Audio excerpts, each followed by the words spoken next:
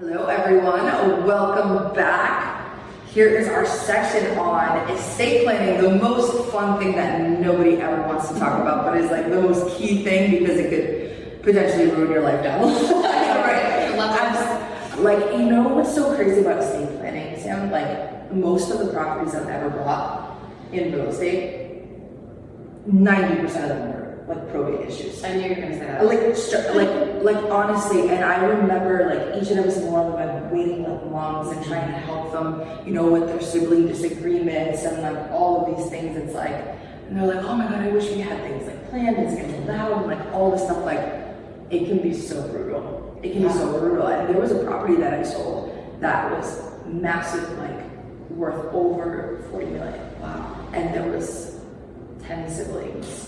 And there was no plan, okay? So like this stuff, guys, is super key to put in place and protect your assets more than anything else. It's not just about you anymore, right? It's protecting your assets, yes, but then also to your loved ones, right? Because what are you doing all of this for? You're doing this for future generations, your kids, your family, all of that stuff. So estate planning is super key. Probate, trust, and all that stuff. So Sam, I know you're the expert in this. I'll let you take it away, but this is like the one thing that everyone always asks me like a million questions. I'm like, guys, I'm not a lawyer, but like through my experience, I'll tell you what I went through. It's a nightmare, so just talk to a lawyer. No, and I mean, this is so crucial, and I get it. You know, when I started Law Mom, I practiced on my friends, and they were like, please stop talking about dying. We're having babies. We're doing all these things. I don't want to know. I was like, I need to practice on someone. Right. And I was like, you know, I'll have like, you know, the best car seats and the best strollers, but like, what happens when something happens to you? And I was like, I'm a lawyer, and I didn't have a plan, and something happened to me. And now I feel like it's my mission. We talked about this, like really educate people, and so they understand. And there's a rule in this office, right? We heavily educate. We have events all the time, and we want people to understand. And there is no pressure, because at the end of the day, if you, for me, if I'm able to say to you, like, these are the pros, these are the cons, and you walk out of this office being okay, not planning, I did my job. And in the back of your head, it's sitting with you, and you know what's going to happen if you don't plan. And ultimately, because we handle probate and trust administration, so probate is if you don't have a plan, or which is the state's plan, or you have a will, we handle that. And then trust administration, when you pass away with the trust, what happens next, right? Because there's usually things that have to be filed for taxes, and there's a whole process which is done in private versus the probate court is public, and trust administration is oftentimes much faster with proper funding and making sure it's complete, which is a big deal in our office. But in terms of the end result, we see clients, their families coming in and dealing with probate, and I always hear this time and time again, I wish my person, you know, planned, because no matter what your family looks like, someone's going to have to handle it, right? So someone has to be appointed, your assets have to go through probate, it has to be dealt with it. So there's always the after effect. So we do all of the different types of planning, the probate trust administration, the preventative planning, which makes us just better attorneys, and we can serve our clients better. But yes, it's very crucial in terms of planning, especially for real estate investors and business owners and families, to look at different types of planning. So when we talk to potential clients, we always talk about, you know, what is important to them. So when I default to the option of a trust, right? A trust is the same as a will. So it's a contract, right? It's talking about where your assets go, who they go to, how they get there. But a trust avoids the probate court, right? So it stays out of the court. So when you're thinking about probate court, real estate people, fair market value. So you add up all the fair market values of assets, right? And then you take that number and you multiply it by 5%. And it's just an average, so it's not exact, right? Because we're thinking about attorney's fees, we're thinking about appraisals in the probate court. And whatever that amount is, times it by 5, and that amount that pops up is what your family will pay in probate costs, right? And it's usually pretty big in Massachusetts because property values are very high. Right. So also, when we look at property values, we want to think about estate tax. So generally, almost all people that come into this office have an estate tax issue because of property values. So when we think of estate tax, if you have $1 million, for example, in Massachusetts, your family will be hit with an estate tax, right? So is that important to you? Do you not want your family to have to pay, or your estate to have to pay estate tax, so there's less money going to your family? So So that's something also to think about. In terms of, planning structures, we really take time and sit down with clients and talk to them, because sometimes a will does work. If there's like older children, no home, we'll look at a will plan because we can name beneficiaries. So when you have named beneficiaries on policies like a life insurance, that asset will go through probate, right? If it's an adult beneficiary, if it's a minor beneficiary, we still have the probate. Yes. So these are all the steps that we take when we're looking at someone's profile. So the biggest is the house, right? So the primary residence. How does that get to the next person? So if you're married, you probably own it as tenants by the entirety or joint tenants. Or can we explain that a little bit? Because I know so many people in real estate that are like, I'm like, so how do you deed your property? Like a tenancy copy and there's two of you, and they're like, I don't know. Like, it's a huge thing. Yeah. And I see this so often, especially for tenants by the entirety, that's husband, wife, like, or your partner, right? Yeah. So when we think about it's like partnership. So if you're married, you have the tenants by the entirety status, and it offers like extra protections against like creditors. So like that's a status for married people. And is that like 50-50? So basically what happens is if whoever passes first, it will transfer to the other person. But it protects, there's like a creditor extra protection in there, right? You'll hear homestead, right? Yeah. So homestead also offers protection. So your primary residence, if you do anything at all from this, go check the registry and make sure you have a homestead. If you have transferred your property into trust, you should have a special homestead, or your deed should say like something about like the homestead going along with the new assignment into trust. That is something crucial to check because you want to just make sure you have the homestead protection, which you can research on the registry website. I'll tell you exactly what it means, but it's basically creditor protection for your primary residence up to a certain amount. So then we have joint tenants with right of survivorship. So, say we bought a property together and we owned it and we elected joint tenants with right of survivorship. If I have some of the property transfers to you, right? But is that what we want? Because now it kind of kicks my family out, right? So that's also something to think about. Then we have tenants in common, right? So this is always an interesting thing that I deal with in my job regularly. So this is like an old school thing. I guess actually I don't practice real estate law, but I see it come up, and what happens is sometimes parents want the fair thing. Right? So like I'm just gonna leave this property enforced to my four children, okay? Because I want to be fair. So now we have 4 owners of a property. Well, we could solve this with an LLC, right? So we have the 4 owners, and then one of the owners passes away, right? And this owner that passed away has 4 children. So now that 1/4 ownership of the person who passed away drops to their 4 children. So now you have tenant in common, 3 children that are living, and then now they're in business with the 4 children of the deceased sibling, and they own their percentages in force. So that is now 7 owners. Yep, 7 owners. And it just keeps going. Oh my God. It's because in a tenants in common, you're preserving your interest. Where joint tenants by survivorship, I'm just like sending it over to you, right? Right. So these things are easily solved with, depending on the goals of the client, with an LLC assignment to trust, right? Because we can put in members if that's the goal, like what are we using the property for? Or we can just solve this with a living trust because they're avoiding probate, and then we're saying like, okay, my assets get divided, and is the house sold, or one sibling can buy out the other sibling? But we see a lot of disasters because now sibling A is mad at sibling B, and sibling A is trying to move their tenants in common into a trust, and sibling B won't sign off on it, and then you're creating this conflict. And it really does happen. I see it time and time again, and it is easily solvable with working with an attorney to explain to you what is going to happen, right? Or people are like, oh, I'm a joint owner, but they didn't realize that like if they pass away, my interest is transfers to you, and they've accidentally, their family is like out. So that's a big deal too.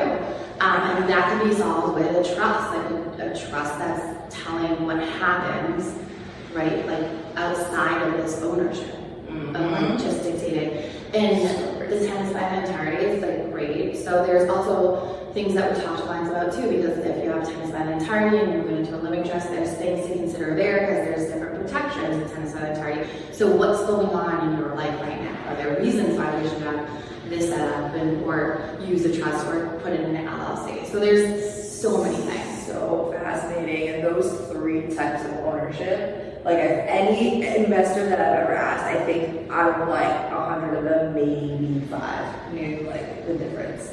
Yeah. They're like, I don't know, my attorney did it. And I'm like, but what are the implications long term? Like what? Well, because I think too, like I see this too, and like it's so easy, right? And like we're not perfect here, but in terms of like asking questions like how do you want to hold this property? Yeah. And everyone is really busy, and like there isn't that conversation always because like people practice real estate law, we practice estate planning law. It's different. Yeah. We have a lot of time to like not always, but there's like the goal is to have a lot of time with clients to understand. But real estate is like close, and sometimes like maybe you mention, yeah, this is great. You're married, do it this way, or you know, this is better. But do you really understand what's happening? I'm telling you, it's so great. Like it's wild because of the long-term implications. Like one of the properties that I bought recently, it was joint survivorship. So there was four children. Right. All of them died, and it got left to the sister, and then she was able to sell last the house. person. Yeah, she's the last person, and that made life simple. But like, can you imagine if they were in common? Right. Like tenants in common, and like what that could have done for the complications of like the whole deed transfer and like everything. Right. Like, well, I can't even imagine. So also in that same instance with the joint, like the sister was last, right? So now she passes away, her kids get everything, and now all the other 3 siblings, if they have kids, they were left out. And was that what the original person, the original owner, probably parents, owners, wanted to happen? Did they understand that meant like the last, basically it's like who lives the longest wins the lottery, essentially, when you think about it. And I actually just talked to like 6 people about this in the past month, and they were like, I had no idea, and I was like, this is what will happen. So like, you need to live if you want your kids to be able to inherit. And I mean, sometimes that is the case, right? But like, we don't know. That's nuts, Sam. Oh my gosh, like, because those are very distinct differences. Like, your kids could be left out just by the simple fact that it says tenants in common instead of joint tenancy survivorship. Like, what? 100%. Like, that is scary. Oh my god, yeah. So that is real estate investors, like, super. Look at your deeds, please, all of you, and just see where that stuff lies, you know, and make sure everything's amended accordingly to like what you actually want. Now understanding like, what it actually means for you and your loved ones, kind of moving forward, which is crazy. Oh my god. I know tenants in common is always like interesting to me because I can understand like the goals of it, but like the long-term results of it is like, and then that's basically like petitions of property. People file lawsuits to petition property to sell the property, forcing people out. Because if you're in tenants in common and that other person doesn't want to sell, you're going to be stuck. Right. Because they have to And sign then off it's going to the court to figure out what's going to happen and force a sale. And it costs money, right? So all of this costs money. And a lot of time, And the time is also like crucial. And if you need the money, like oftentimes you're like, oh, real estate is great because I like, you know, I get into buying and sell the property. But now you're like, oh, what's this tenants in common? I can't sell my property. It's nuts. Oh my god, yeah. I just got in for that one because I was like, this is like such a lot. I was like, I'm not going to explain this right. Key distinctions between all 3 of them, and that is what, you know, what's ultimately signed in the deeds and whatnot. And I mean, like, what can be reflected in the wills is obviously look at the deed. Like, what does the deed say? Right, you know? because like in that case, if you were, so like the same thing going back to those beneficiaries, if you are naming like on life insurance beneficiaries, but your will is like, well, this life insurance is going to this person, that doesn't matter because you have named, we talk about them in buckets, you have a named beneficiary, so that policy is going to the named beneficiary, right? And then you have to look at if it's a minor or not a minor, and like then what happens, right? And then you're like, oh, in my will I wrote this, but it doesn't matter because it takes precedence over the will if you have people named on policies. So that's where we look at the living trust too. Basically, we put the living trust on policies. Don't go do this. This is just like in general, right? Because we want to look at your portfolio to make the best recommendations. But you name your trust, and then the trust talks about what happens, and then you're avoiding situations of like, well, if someone dies, because you're saying, okay, it either goes to their kids, my grandkids, for example, if it's my children, and then if they don't have kids, it goes back to the siblings or goes somewhere else, and you can outline exactly And if you don't do that, right, the court is coming in and making determinations about what's happening. And then it's creating conflict, because when someone passes away, and we see this all the time, there's conflict, right? No matter what, there's always very much so. There's something comes up because emotions are high. And people don't understand all the time, like, why decisions were made. Right. And so trust kind of allows you like more flexibility.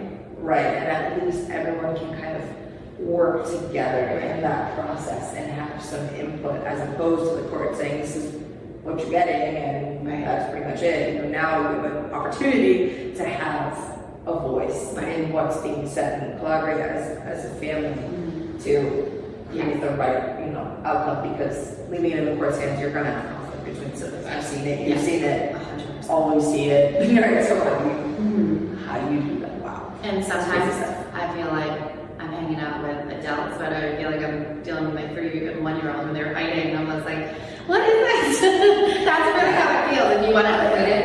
And you're just like, can't we just hug it out and everybody get along? But there's so much emotion and tension, and like, we all know it. We have like family members. I've had to like be like almost like a mediator between siblings, because they would not talk to each other. And they're like, yeah, the only way is if this person signs off, and you're gonna have to call them and tell them like what. And I'm like, I mean, I'm happy to help, but dang, like that sucks, because the family dynamics have forever changed. Right, and then you're like, this could have easily made, like, sometimes not always, but with like proper planning, proper advising. Like, we have family meetings with family members just to explain like what is going to happen. And obviously we have to have waivers as our lawyers, but you know, those things really do make a difference, because emotions are high, especially when someone is dying or incapacitated. It's hard too, because if you don't plan, like, you haven't outlined your wishes of what you want to happen with your body. That's the biggest thing, your money, and your legacy, what's important to you. So there's all these things that we talk about with clients. But in any event, if you own property, I really look at trust planning for blended families, property owners. If you have assets over $25,000, which like if you own a home, you do. Minor children, that's a huge thing. You really want to think about trust planning. And I know it's a big investment, but you want to check with the attorney you're hiring. Do they have check-ins? Like, we offer 3-year check-ins at our office because it's crucial. Like, with my children, my life changes every like 5 minutes. Or actually it feels like every second of the day. But like, it is true. Like, and then as they get older, like, if you know, they're maybe having like, they're getting married and you're like, man, that spouse, I don't know if I want them to have my assets, I want to get my bloodline. There are trusts that you can set up in advance as a benefit to your loved ones that protect them from creditors, lawsuits, and judgments, and it can only be set up by a third party, right? So it has to be you doing it, and there's great benefits to that, but there's also implications. So those are conversations you want to ask. And then just really about like the questions. Like, in our office, we do flat fee billing, and we talk about what that looks like and what that means for trust plan, or for planning, estate planning in general, so a will and trust. And then we also talk about funding, so retitling assets. So if you have a trust, you want to look at the trust, and then you want to look at your inventory sheet if you have one. So we keep inventory sheets in our office. Did your attorney put your home into the trust? That's huge. If you set up an LLC and you chose to move your property into the LLC, is the LLC on the deed, and is there assignment into the trust? These are all things that you want to look at. Is your life insurance titled into the trust? If not, why? Ask these questions when you go to the meeting. Ask your attorney about succession planning. We talked about that earlier. What happens if I die? What's the plan? That's a very common thing now, but in the beginning, I was never asked that. We have a plan. We're not required to have a plan, though. Actually, I had a funny story. Someone was in here telling us a story about her wife was an attorney, passed away, and there were wills, and the husband just had the wills, and the wills are next to like the cat box. So like, that's what happens. Like, you want to make sure there's a plan, right? Like, those things come up, and so I think, you know, definitely looking at like what type of estate planning works. And there's a range, right? And there's obviously the do-it-yourself plans, but that could cost your family money. Like, for example, I was listening to an attorney talk about a story in Texas, and mom did a DIY plan and she left the real estate to son and then bank accounts and retirement accounts to daughter, and that was great because they were equal value. She lived for 20 more years. Hey, guess what? She spent retirement money. There was no money in the bank accounts, and there was literally maybe like, I forget the amount, say $20,000 for her, and then there was like a portfolio of 6 investment properties. And daughter said to, or sister said to brother, hey, don't think this is what mom wanted. And he said, that's what mom wrote down. That's how mom did her estate. And that obviously wasn't what she intended, but that's how she left it versus a 50-50 of total assets, because that's what you actually want, right? So those things definitely come up and are definitely like happening. So I know you can go on and do a year plan like for way less, but you really do need the guidance. Like even for me, I'm in a commercial space. I have a commercial attorney look at my commercial lease, because your attorney, like when you're looking and hiring too, like you want to find someone with a niche, right? You want to know that they're doing it and like the right way. Like we only do business in estate planning and probate and trust administration because they all go together. Yep. And then we have referrals that we work with like outside that we can refer people out to. But like if someone came to me for family law, I don't do it because I don't know enough. Right. I know enough. Right. What's that thing? I know enough to be dangerous. But I don't know enough. So anyways, with estate planning, there's definitely like a lot of considerations. Yeah. But if you are a real estate investor, have those minor kids, a blended family, or your assets are over 25,000, you really want to come in and look at trust planning. Yeah. Because think about it, right? So an average trust plan, 65 to 8,500, and the pricing really speaks volumes too. Because what is that including? Like our plans include incapacitation documents, the actual trust, right, that you might need, or the will. And like when I talk about 65 to 8,500, that's the trust plan, but that's 3-year check-ins, right? So you get an hour free with us. Someone from our team, we're sitting down looking. We're continuing that relationship. So you're being held accountable, right? You're holding yourself accountable to come back and update your plans. And so in terms of like question-wise, you definitely want to look at the value, right? If the least expensive isn't always the best, but it could work, but you really want to ask those questions. 100%. Oh my gosh. I mean, it's super key. Planning everything in advance is super key, especially when it comes to your assets and all of the things. I mean, next we're gonna get into legacy planning and like really, I mean, guys, like we literally work our entire lives to build a legacy for our loved ones. That's we're leaving behind, you know. So it's like that's the most important thing that we've built, right? Like our businesses, our names, our reputations, all of the things. But how do we keep that going, right? And making sure that that's properly set up as well. Estate planning is definitely step one, and then legacy is definitely